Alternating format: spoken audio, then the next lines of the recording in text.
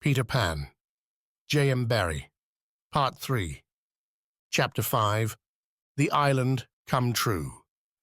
Feeling that Peter was on his way back, the Neverland had again woke into life.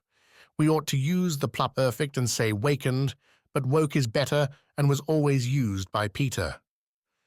In his absence, things are usually quiet on the island. The fairies take an hour longer in the morning, the beasts attend to their young, the redskins feed heavily for 6 days and nights, and when pirates and lost boys meet, they merely bite their thumbs at each other. But with the coming of Peter, who hates lethargy, they are underway again. If you put your ear to the ground now, you would hear the whole island seething with life. On this evening, the chief forces of the island were disposed as follows. The lost boys were out looking for Peter, the pirates were out looking for the lost boys, the redskins were out looking for the pirates, and the beasts were out looking for the redskins. They were going round and round the island, but they did not meet, because all were going at the same rate. All wanted blood except the boys, who liked it as a rule, but tonight were out to greet their captain. The boys on the island vary, of course, in numbers, according as they get killed and so on, and when they seem to be growing up, which is against the rules, Peter thins them out. But at this time there were 6 of them, counting the twins as 2. Let us pretend to lie here among the sugarcane and watch them as they steal by in single file, each with his hand on his dagger. They are forbidden by Peter to look in the least like him, and they wear the skins of the bears slain by themselves, in which they are so round and furry that when they fall, they roll. They have therefore become very sure-footed. The first to pass is Tootles, not the least brave, but the most unfortunate of all that gallant band. He had been in fewer adventures than any of them, because the big things constantly happened just when he had stepped round the corner. All would be quiet. He would take the opportunity of going off to gather a few sticks for firewood, and then when he returned, the others would be sweeping up the blood. This ill luck had given a gentle melancholy to his countenance, but instead of souring, his nature had sweetened it, so that he was quite the humblest of the boys. Poor kind Tootles, there is danger in the air for you tonight. Take care lest an adventure is now offered you, which, if accepted, will plunge you in deepest woe. Tootles, the fairy tink, who is bent on mischief this night, is looking for a tool, and she thinks you are the most easily tricked of the boys. Where Tinker Bell? Would that he could hear us, but we are not really on the island, and he passes by, biting his knuckles. Next comes Nibs, the gay and debonair, followed by Slightly, who cuts whistles out of the trees and dances ecstatically to his own tunes. Slightly is the most conceited of the boys. He thinks he remembers the days before he was lost, with their manners and customs, and this has given his nose an offensive tilt. Curly is 4th. He is a pickle, and so often has he had to deliver up his person when Peter said sternly, "Stand forth the one who did this thing," that now, at the command, he stands forth automatically whether he has done it or not. Last come the twins, who cannot be described because we should be sure to be describing the wrong one. Peter never quite knew what twins were, and his band were not allowed to know anything he did not know, so these two were always vague about themselves and did their best to give satisfaction by keeping close together in an apologetic sort of way. The boys vanish in the gloom, and after a pause, but not a long pause, for things go briskly on the island, come the pirates on their track. We hear them before they are seen, and it is always the same dreadful song. Avast belay, yo-ho, heave to, pirating we go, and if we're parted by a shot, we're sure to meet below. A more villainous-looking lot never hung in a row on execution dock. Here, a little in advance, ever and again, with his head to the ground listening, his great arms bare, pieces of 8 in his ears as ornaments, is the handsome Italian Cecco, who cut his name in letters of blood on the back of the governor of the prison at Gao. That gigantic black behind him has had many names, since he dropped the one with which dusky mothers still terrify their children on the banks of the Guadjomo. Here is Bill Jukes, every inch of him tattooed, the same Bill Jukes who got 6 dozen on the walrus from Flint before he would drop the bag of Moy Dawes, and Cookson, said to be Black Murphy's brother, but this was never proved, and Gentleman Starkey, once an usher in a public school and still dainty in his ways of killing, and Skylights, Morgan's Skylights, and the Irish bosun Smee, an oddly genial man who stabbed, so to speak, without offence, and was the only nonconformist in Hook's crew, a noodler whose hands were fixed on backwards, and Ropt. Mullins and Alf Mason, and many another ruffian long known and feared on the Spanish Main. In the midst of them, the blackest and largest in that dark setting, reclined James Hook, or as he wrote himself, Jazz Hook, of whom it is said he was the only man that the sea cook feared.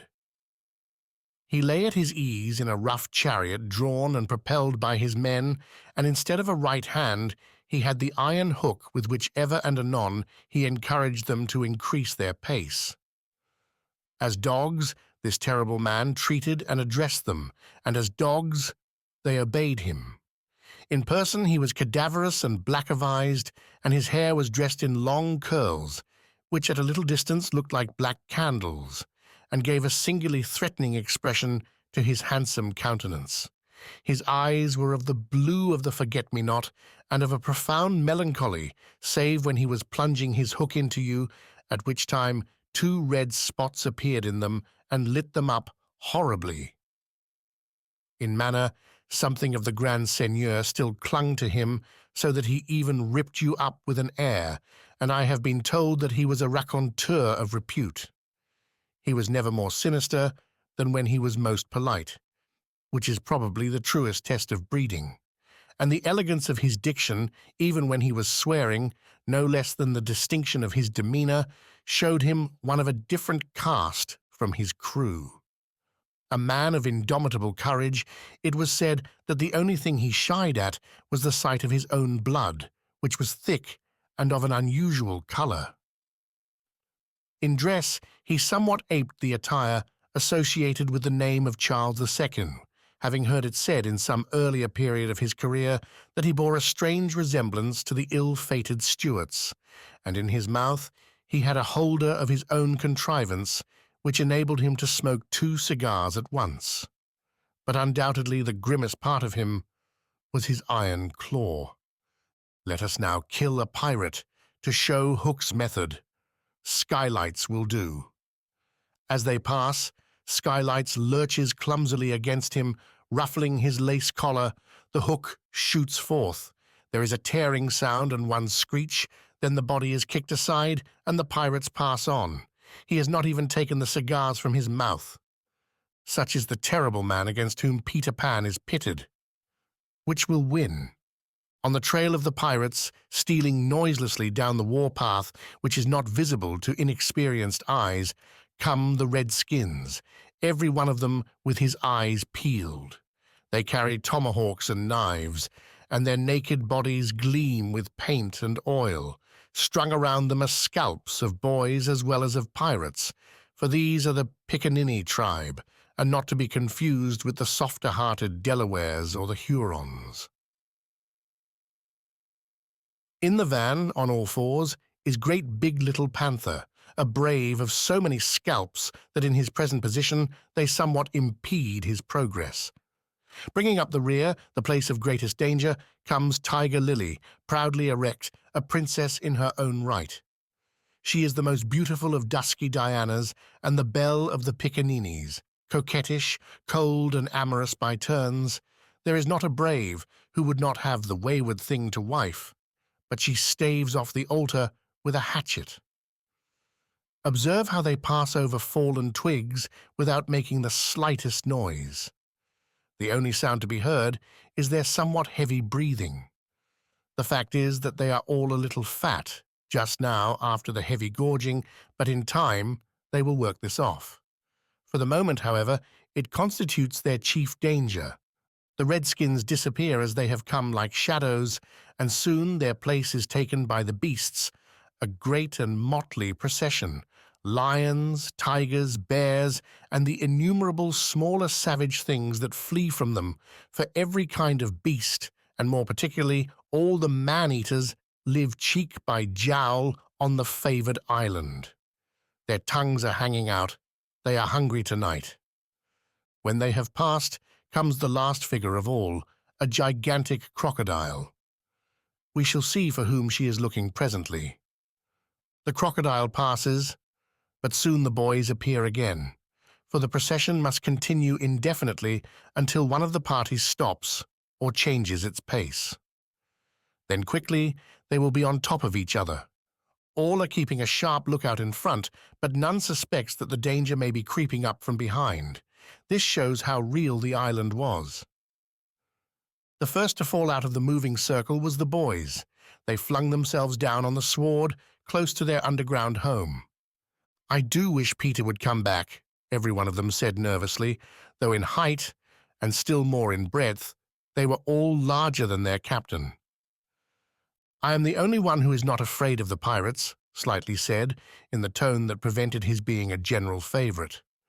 But perhaps some distant sound disturbed him, for he added hastily, "But I wish he would come back and tell us whether he has heard anything more about Cinderella."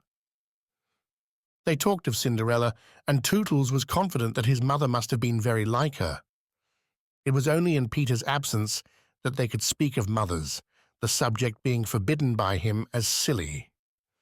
"All I remember about my mother," Nibs told them, "is that she often said to my father, 'Oh, how I wish I had a checkbook of my own.' I don't know what a checkbook is, but I should just love to give my mother one." While they talked, they heard a distant sound. You or I, not being wild things of the woods, would have heard nothing, but they heard it, and it was the grim song. Yo-ho, yo-ho, the pirate life, the flag of skull and bones, a merry hour, a hempen rope, and hey for Davy Jones. At once the lost boys, but where are they? They are no longer there. Rabbits could not have disappeared more quickly. I will tell you where they are. With the exception of Nibs, who has darted away to reconnoitre, they are already in their home under the ground, a very delightful residence of which we shall see a good deal presently. But how have they reached it? For there is no entrance to be seen, not so much as a large stone, which, if rolled away, would disclose the mouth of a cave. Look closely, however, and you may note that there are here 7 large trees, each with a hole in its hollow trunk as large as a boy. These are the 7 entrances to the home under the ground, for which Hook has been searching in vain these many moons. Will he find it tonight? As the pirates advanced, the quick eye of Starkey sighted Nibs disappearing through the wood, and at once his pistol flashed out. But an iron claw gripped his shoulder. "Captain, let go!" he cried, writhing. Now for the first time we hear the voice of Hook. It was a black voice. "Put back that pistol first," it said threateningly. "It was one of those boys you hate. I could have shot him dead." Aye, and the sound would have brought Tiger Lily's red skins upon us. Do you want to lose your scalp? "Shall I after him, Captain?" asked pathetic Smee, "and tickle him with Johnny Corkscrew?" Smee had pleasant names for everything, and his cutlass was Johnny Corkscrew, because he wiggled it in the wound. One could mention many lovable traits in Smee. For instance, after killing, it was his spectacles he wiped instead of his weapon. "Johnny's a silent fellow," he reminded Hook. "Not now, Smee," Hook said darkly. "He is only one, and I want to mischief all the 7. Scatter and look for them." The pirates disappeared among the trees, and in a moment their captain and Smee were alone. Hook heaved a heavy sigh, and I know not why it was. Perhaps it was because of the soft beauty of the evening, but there came over him a desire to confide to his faithful Beau's son the story of his life. He spoke long and earnestly, But what it was all about, Smee, who was rather stupid, did not know in the least. Anon he caught the word Peter. Most of all, Hook was saying passionately, I want their captain, Peter Pan. 'Twas he cut off my arm. He brandished the hook threateningly. I've waited long to shake his hand with this. Oh, I'll tear him. And yet, said Smee, I have often heard you say that Hook was worth a score of hands for combing the hair and other homely uses. Aye, the captain answered, if I was a mother, I would pray to have my children born with this instead of that. And he cast a look of pride upon his iron hand and one of scorn upon the other. Then again he frowned. Peter flung my arm, he said, wincing, to a crocodile that happened to be passing by. I have often, said Smee, noticed your strange dread of crocodiles. Not of crocodiles, Hook corrected him, but of that one crocodile. He lowered his voice. It liked my arm so much, Smee, that it has followed me ever since, from sea to sea and from land to land, licking its lips for the rest of me. In a way, said Smee, it's sort of a compliment. I want no such compliments, Hook barked petulantly. I want Peter Pan, who first gave the brute its taste for me. He sat down on a large mushroom, and now there was a quiver in his voice. Smee, he said huskily, that crocodile would have had me before this, but by a lucky chance it swallowed a clock which goes tick-tick inside it, and so before it can reach me, I hear the tick and bolt.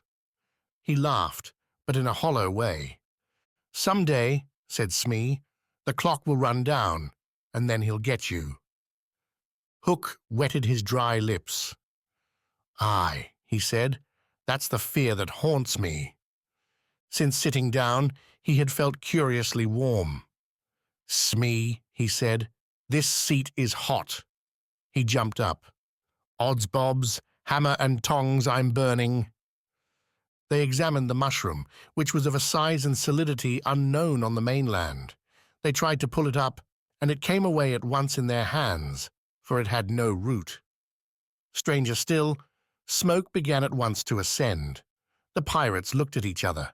A chimney! They both exclaimed. They had indeed discovered the chimney of the home under the ground. It was the custom of the boys to stop it with a mushroom when enemies were in the neighborhood.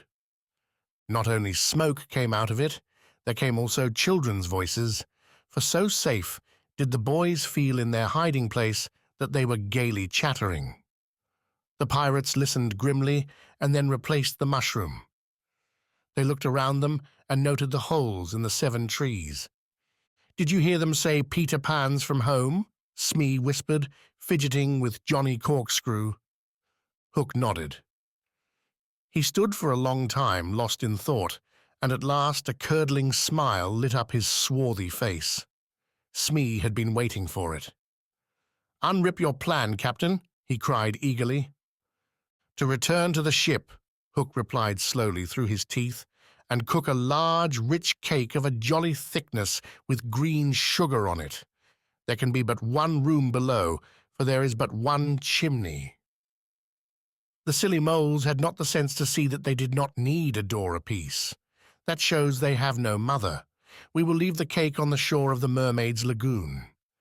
These boys are always swimming about there, playing with the mermaids. They will find the cake and they will gobble it up because, having no mother, they don't know how dangerous 'tis to eat rich, damp cake. He burst into laughter, not hollow laughter now, but honest laughter. Aha! They will die. Smee had listened with growing admiration. It's the wickedest, prettiest policy ever I heard of, he cried, and in their exultation they danced and sang. Avast belay when I appear, by fear they're overtook, naught's left upon your bones when you have shaken claws with Hook. They began the verse, but they never finished it, for another sound broke in and stilled them. There was at first such a tiny sound that a leaf might have fallen on it and smothered it, but as it came nearer, it was more distinct. Tick, tick, tick, tick. Hook stood shuddering, one foot in the air. "The crocodile!" he gasped, and bounded away, followed by his beau son. It was indeed the crocodile. It had passed the redskins, who were now on the trail of the other pirates. It oozed on after Hook. Once more, the boys emerged into the open. But the dangers of the night were not yet over, for presently Nibs rushed breathless into their midst, pursued by a pack of wolves. The tongues of the pursuers were hanging out. The baying of them was horrible. "Save me! Save me!" cried Nibs, falling on the ground. "But what can we do? What can we do?" It was a high compliment to Peter that at that dire moment their thoughts turned to him. What would Peter do? They cried simultaneously. Almost in the same breath they cried, Peter would look at them through his legs. And then, let us do what Peter would do. It is quite the most successful way of defying wolves, and as one boy they bent and looked through their legs. The next moment is the long one, but victory came quickly, for as the boys advanced upon them in the terrible attitude, the wolves dropped their tails and fled. Now Nibs rose from the ground, and the others thought that his staring eyes still saw the wolves. But it was not wolves he saw. "I have seen a wonderfuler thing," he cried, as they gathered round him eagerly. "A great white bird. It is flying this way." "What kind of a bird do you think?" "I don't know," Nibs said, awestruck. "But it looks so weary, and as it flies it moans, poor Wendy." "Poor Wendy?" "I remember," said Slightly instantly. "There are birds called Wendies." "See, it comes!" cried Curly, pointing to Wendy in the heavens. Wendy was now almost overhead, and they could hear her plaintive cry. But more distinct came the shrill voice of Tinker Bell. The jealous fairy had now cast off all disguise of friendship and was darting at her victim from every direction, pinching savagely each time she touched. "Hello, Tink!" cried the wondering boys. Tink's reply rang out, "Peter wants you to shoot the Wendy." It was not in their nature to question when Peter ordered. "Let us do what Peter wishes," cried the simple boys. "Quick! Bows and arrows!" All but Tootles popped down their trees. He had a bow and arrow with him, and Tink noted it and rubbed her little hands. "Quick, Tootles, quick!" she screamed. "Peter will be so pleased." Tootles excitedly fitted the arrow to his bow. "Out of the way, Tink!" he shouted, and then he fired, and Wendy fluttered to the ground with an arrow in her breast. Chapter 6. The Little House. Foolish Tootles was standing like a conqueror over Wendy's body when the other boys sprang, armed, from their trees. "You're too late," he cried proudly. "I have shot the Wendy. Peter will be so pleased with me." Overhead, Tinker Bell shouted "silly ass" and darted into hiding. The others did not hear her. They had crowded round Wendy, and as they looked, a terrible silence fell upon the wood. If Wendy's heart had been beating, they would all have heard it. Slightly was the first to speak. "This is no bird," he said in a scared voice. "I think this must be a lady." "A lady," said Tootles, and fell a-trembling. "And we have killed her," Nibs said hoarsely. They all whipped off their caps. "Now I see," Curly said. "Peter was bringing her to us." He threw himself sorrowfully on the ground. "A lady to take care of us at last," said one of the twins, "and you have killed her." They were sorry for him, but sorrier for themselves, and when he took a step nearer them, they turned from him. Tootles' face was very white, but there was a dignity about him now that had never been there before. "I did it," he said, reflecting. "When ladies used to come to me in dreams, I said, 'Pretty mother, pretty mother.' But when at last she really came, I shot her." He moved slowly away. "Don't go," they called in pity. I must, he answered, shaking. I am so afraid of Peter. It was at this tragic moment that they heard a sound which made the heart of every one of them rise to his mouth. They heard Peter crow. Peter, they cried, for it was always thus that he signalled his return. Hide her, they whispered, and gathered hastily around Wendy. But Tootles stood aloof. Again came that ringing crow, and Peter dropped in front of them. Greetings, boys, he cried, and mechanically they saluted, and then again was silence. He frowned. I am back, he said hotly. Why do you not cheer? They opened their mouths, but the cheers would not come.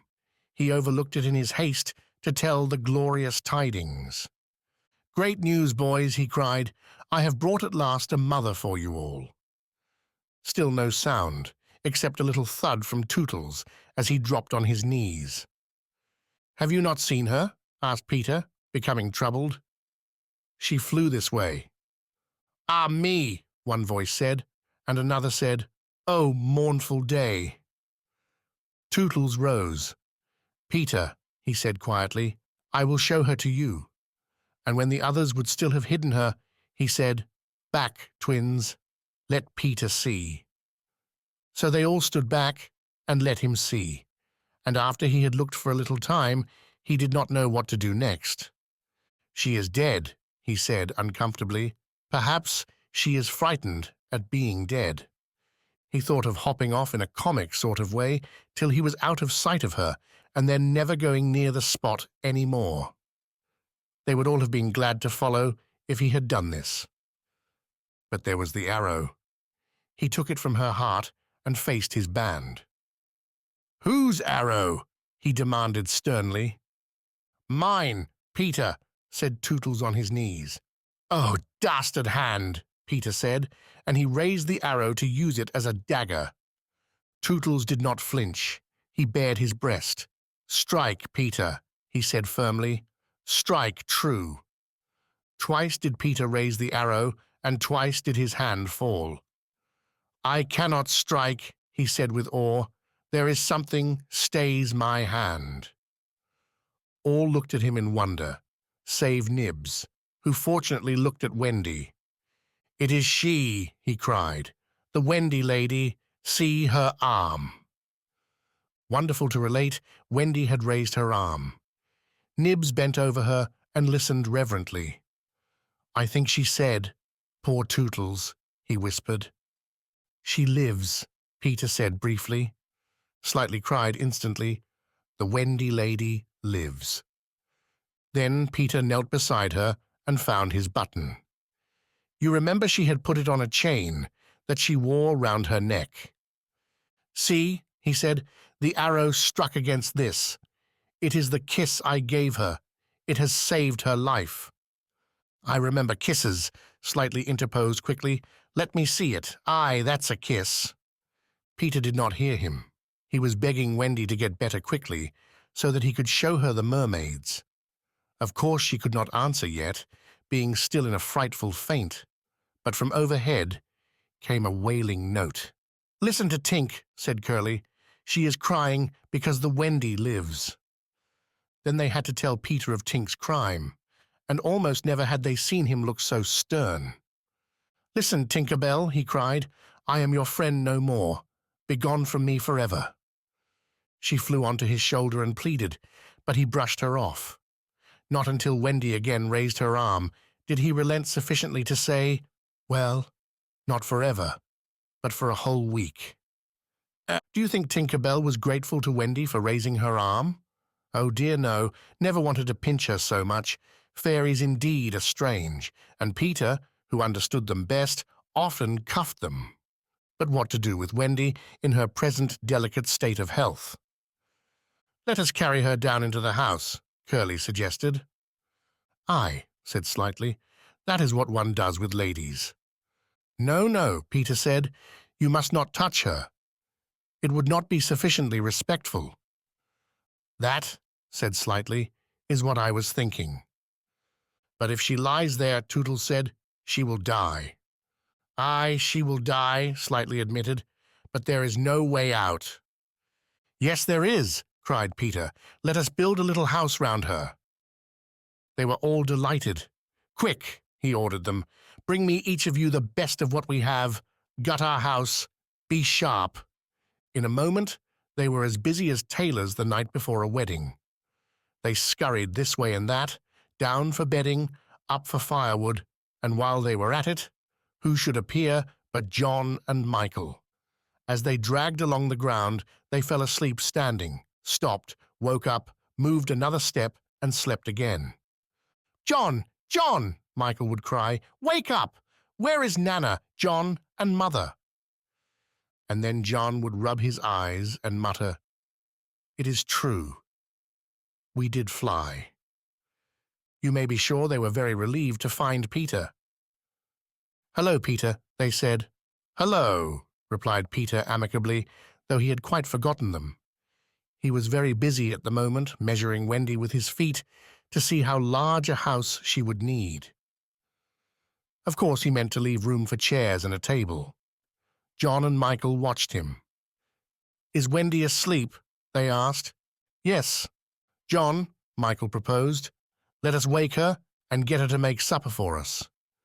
But as he said it, some of the other boys rushed on, carrying branches for the building of the house. "Look at them," he cried. "Curly," said Peter in his most captainy voice. "See that these boys help in the building of the house." "Aye, aye, sir." "Build a house?" exclaimed John. "For the Wendy," said Curly. "For Wendy?" John said aghast. "Why, she's only a girl." "That," explained Curly, "is why we are her servants." "You?" "Wendy's servants." "Yes," said Peter, "and you also. Away with them." The astounded brothers were dragged away to hack and hew and carry. "Chairs and a fender first," Peter ordered. "Then we shall build a house round them." "Aye," said Slightly. "That is how a house is built. It all comes back to me." Peter thought of everything. "Slightly," he cried. "Fetch a doctor." "Aye, aye," said Slightly at once, and disappeared, scratching his head. But he knew Peter must be obeyed, and he returned in a moment, wearing John's hat and looking solemn. "Please, sir," said Peter, going to him, "are you a doctor?" The difference between him and the other boys at such a time was that they knew it was make-believe, while to him make-believe and true were exactly the same thing. This sometimes troubled them, as when they had to make believe that they had had their dinners. If they broke down in their make-believe, he rapped them on the knuckles. "Yes, my little man," Slightly anxiously replied, who had chapped Knuckles. "Please, sir," Peter explained, "a lady lies very ill." She was lying at their feet, but Slightly had the sense not to see her. "Tut, tut, tut," he said. "Where does she lie?" "In yonder glade." "I will put a glass thing in her mouth," said Slightly, and he made believe to do it, while Peter waited. It was an anxious moment when the glass thing was withdrawn. "How is she?" inquired Peter. "Tut, tut, tut," said Slightly. "This has cured her." "I am glad," Peter cried. "I will call again in the evening," Slightly said. "Give her beef tea out of a cup with a spout to it." But after he had returned the hat to John, he blew big breaths, which was his habit on escaping from a difficulty. In the meantime, the wood had been alive with the sound of axes. Almost everything needed for a cozy dwelling already lay at Wendy's feet. "If only we knew," said one, "the kind of house she likes best." "Peter," shouted another, "she is moving in her sleep." "Her mouth opens," cried a third, looking respectfully into it. "Oh, lovely." "Perhaps she's going to sing in her sleep," said Peter. "Wendy, sing the kind of house you would like to have." Immediately, without opening her eyes, Wendy began to sing. "I wish I had a pretty house, the littlest ever seen, with funny little red walls and roof of mossy green." They gurgled with joy at this, for by the greatest good luck the branches they had brought were sticky with red sap, and all the ground was carpeted with moss. As they rattled up the little house, they broke into song themselves. "We've built the little walls and roof, and made a lovely door, so tell us, Mother Wendy, what are you wanting more?" To this she answered greedily, "Oh, really next I think I'll have gay windows all about, with roses peeping in, you know, and babies peeping out." With a blow of their fists, they made windows, and large yellow leaves were the blinds. But roses? "Roses!" cried Peter sternly. Quickly they made believe to grow the loveliest roses up the walls. Babies? To prevent Peter ordering babies, they hurried into song again. "We've made the roses peeping out, the babes are at the door. We cannot make ourselves, you know, 'cause we've been made before." Peter, seeing this to be a good idea, at once pretended that it was his own. The house was quite beautiful, and no doubt Wendy was very cozy within, though, of course, they could no longer see her. Peter strode up and down, ordering finishing touches. Nothing escaped his eagle eyes. Just when it seemed absolutely finished, "There's no knocker on the door," he said. They were very ashamed, but Tootles gave the sole of his shoe, and it made an excellent knocker. Absolutely finished now, they thought. Not a bit of it. "There's no chimney," Peter said. "We must have a chimney." "It certainly does need a chimney," said John importantly. This gave Peter an idea. He snatched the hat off John's head, knocked out the bottom, and put the hat on the roof. The little house was so pleased to have such a capital chimney that, as if to say thank you, smoke immediately began to come out of the hat.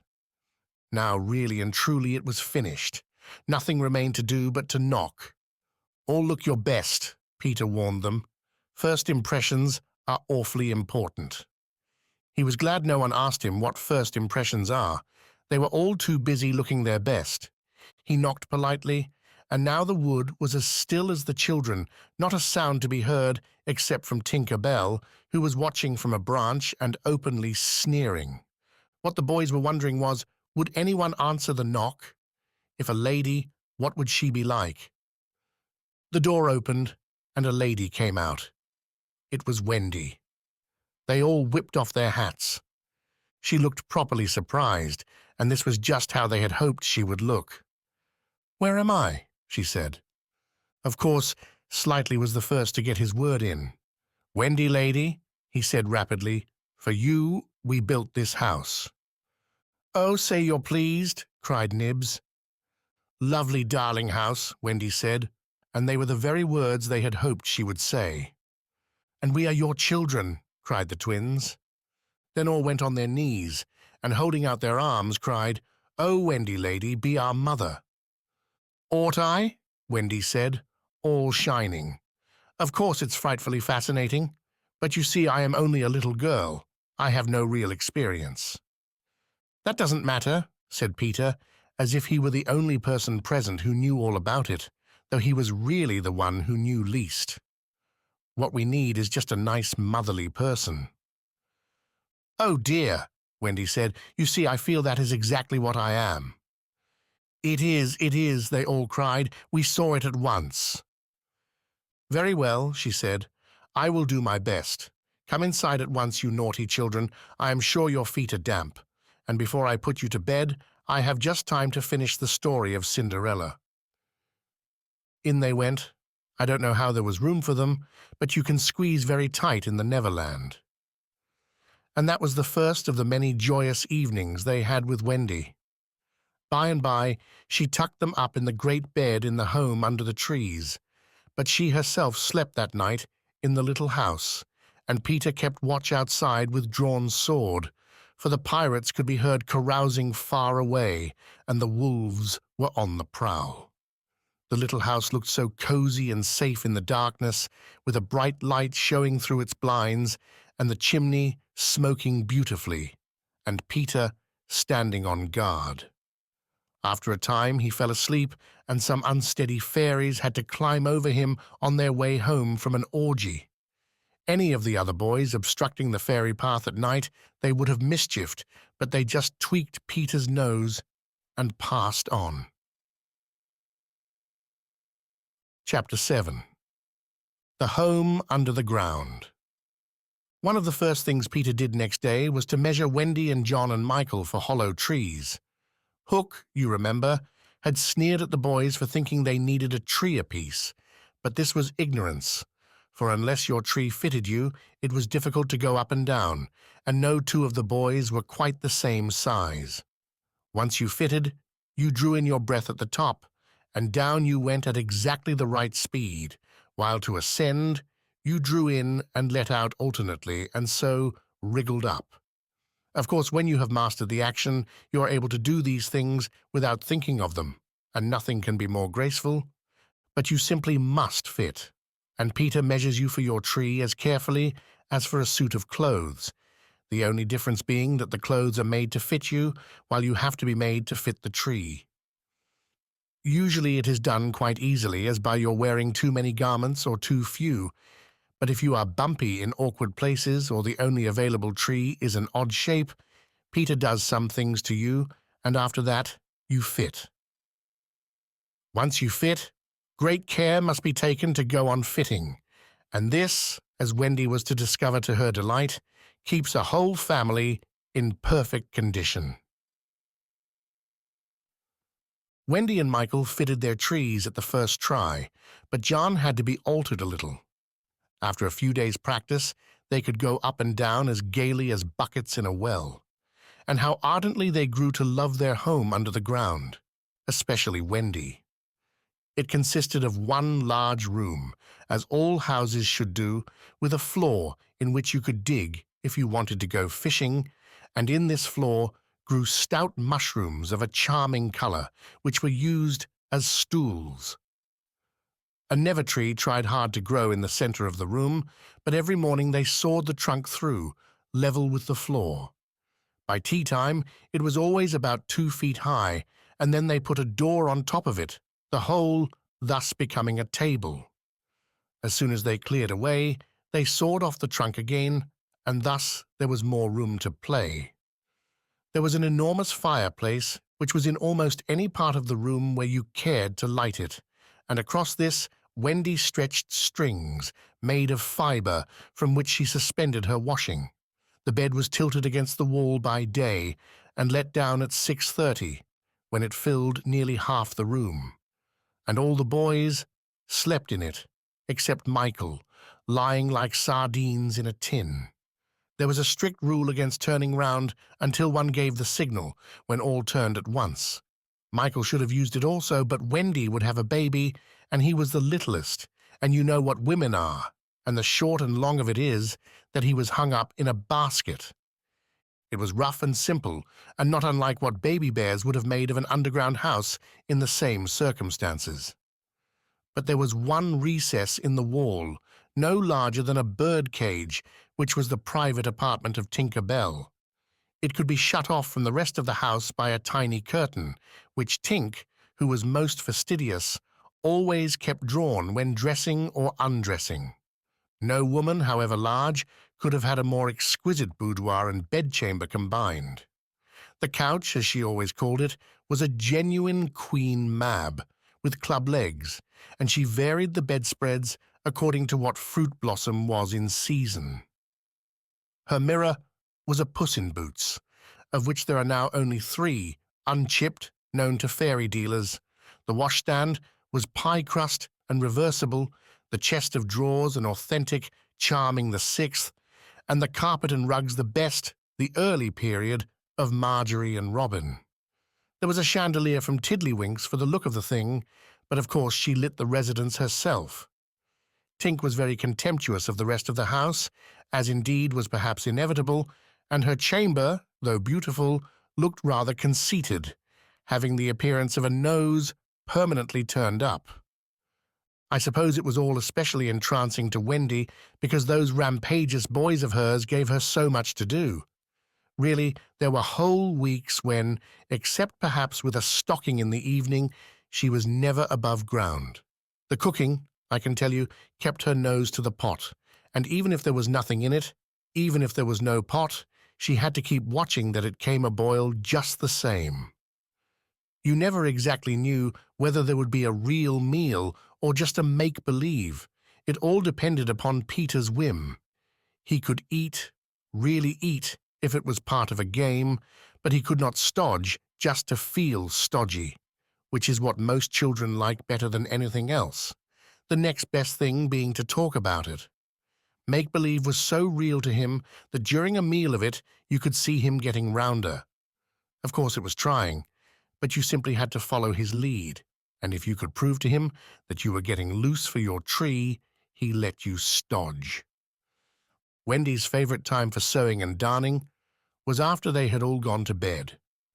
Then, as she expressed it, she had a breathing time for herself, and she occupied it in making new things for them, and putting double pieces on the knees, for they were all most frightfully hard on their knees. When she sat down to a basketful of their stockings, every heel with a hole in it, she would fling up her arms and exclaim, "Oh dear, I am sure I sometimes think spinsters are to be envied." Her face beamed when she exclaimed this. You remember about her pet wolf? Well, it very soon discovered that she had come to the island, and it found her out, and they just ran into each other's arms. After that, it followed her about everywhere. As time wore on, did she think much about the beloved parents she had left behind her? This is a difficult question, because it is quite impossible to say how time does wear on in the Neverland, where it is calculated by moons and suns, and there are ever so many more of them than on the mainland. But I am afraid that Wendy did not really worry about her father and mother. She was absolutely confident that they would always keep the window open for her to fly back by, and this gave her complete ease of mind. What did disturb her at times was that John remembered his parents vaguely only as people he had once known, while Michael was quite willing to believe that she was really his mother. These things scared her a little, and nobly anxious to do her duty, she tried to fix the old life in their minds by setting them examination papers on it as like as possible to the ones she used to do at school. The other boys thought this awfully interesting and insisted on joining, and they made slates for themselves and sat round the table writing and thinking hard about the questions she had written on another slate and passed round. They were the most ordinary questions. What was the color of Mother's eyes? Which was taller, father or mother? Was Mother blonde or brunette? Answer all three questions if possible. A. Write an essay of not less than 40 words on how I spent my last holidays, or the characters of father and mother compared. Only one of these to be attempted. Or 1. Describe mother's laugh. 2. Describe father's laugh. 3. Describe mother's party dress. 4. Describe the kennel and its inmate. They were just everyday questions like these, and when you could not answer them, you were told to make a cross. And it was really dreadful what a number of crosses even John made. Of course, the only boy who replied to every question was Slightly, and no one could have been more hopeful of coming out first, but his answers were perfectly ridiculous, and he really came out last. A melancholy thing. Peter did not compete. For one thing, he despised all mothers except Wendy, and for another, he was the only boy on the island who could neither write nor spell, not the smallest word. He was above all that sort of thing. By the way, the questions were all written in the past tense. What was the color of Mother's eyes, and so on. Wendy, you see, had been forgetting too. Adventures, of course, as we shall see, were of daily occurrence. But about this time, Peter invented, with Wendy's help, a new game that fascinated him enormously, until he suddenly had no more interest in it, which, as you have been told, was what always happened with his games. It consisted in pretending not to have adventures, in doing the sort of thing John and Michael had been doing all their lives, sitting on stools, flinging balls in the air, pushing each other, going out for walks and coming back without having killed so much as a grizzly.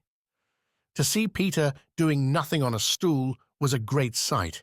He could not help looking solemn at such times. To sit still seemed to him such a comic thing to do. He boasted that he had gone walking for the good of his health. For several sons, these were the most novel of all adventures to him, and John and Michael had to pretend to be delighted also, otherwise he would have treated them severely. He often went out alone, and when he came back you were never absolutely certain whether he had had an adventure or not. He might have forgotten it so completely that he said nothing about it, and then when you went out, you found the body. And on the other hand, he might say a great deal about it, and yet you could not find the body. Sometimes he came home with his head bandaged, and then Wendy cooed over him and bathed it in lukewarm water, while he told a dazzling tale. But she was never quite sure, you know. There were, however, many adventures which she knew to be true, because she was in them herself, and there were still more that were at least partly true, for the other boys were in them and said they were wholly true. To describe them all would require a book as large as an English-Latin, Latin-English dictionary, and the most we can do is to give one as a specimen of an average hour on the island. The difficulty is which one to choose. Should we take the brush with the Redskins at Slightly Gulch? It was a sanguinary affair, and especially interesting as showing one of Peter's peculiarities, which was that, in the middle of a fight, he would suddenly change sides. At the Gulch, when victory was still in the balance, sometimes leaning this way and sometimes that, he called out, "I'm Redskin today, what are you, Tootles?" And Tootles answered, "Redskin, what are you, Nibs?" And Nibs said, "Redskin, what are you, Twin?" And so on, and they were all Redskins. And of course this would have ended. The fight had not the real Redskins, fascinated by Peter's methods, agreed to be lost boys for that once, and so at it they all went again, more fiercely than ever. The extraordinary upshot of this adventure was, but we have not decided yet, that this is the adventure we are to narrate. Perhaps a better one would be the night attack by the Redskins on the house under the ground, when several of them stuck in the hollow trees and had to be pulled out like corks. Or we might tell how Peter saved Tiger Lily's life in the Mermaid's Lagoon and so made her his ally. Or we could tell of that cake the pirates cooked so that the boys might eat it and perish, and how they placed it in one cunning spot after another. But always Wendy snatched it from the hands of her children, so that in time it lost its succulence and became as hard as a stone and was used as a missile, and Hook fell over it in the dark. Or suppose we tell of the birds that were Peter's friends, particularly of the Never bird that built in a tree overhanging the lagoon, and how the nest fell into the water, and still the bird sat on her eggs, and Peter gave orders that she was not to be disturbed. That is a pretty story, and the end shows how grateful a bird can be. But if we tell it, we must also tell the whole adventure of the lagoon, which would of course be telling two adventures rather than just one. A shorter adventure, and quite as exciting, was Tinker Bell's attempt, with the help of some street fairies, to have the sleeping Wendy conveyed on a great floating leaf to the mainland. Fortunately, the leaf gave way and Wendy woke, thinking it was bath time, and swam back. Or again, we might choose Peter's defiance of the lions, when he drew a circle round him on the ground with an arrow and dared them to cross it. And though he waited for hours, with the other boys and Wendy looking on breathlessly from trees, not one of them dared to accept his challenge. Which of these adventures shall we choose? The best way will be to toss for it. I have tossed, and the lagoon has won. This almost makes one wish that the Gulch or the cake or Tink's leaf had won. Of course I could do it again and make it best out of three. However, perhaps fairest to stick to the lagoon.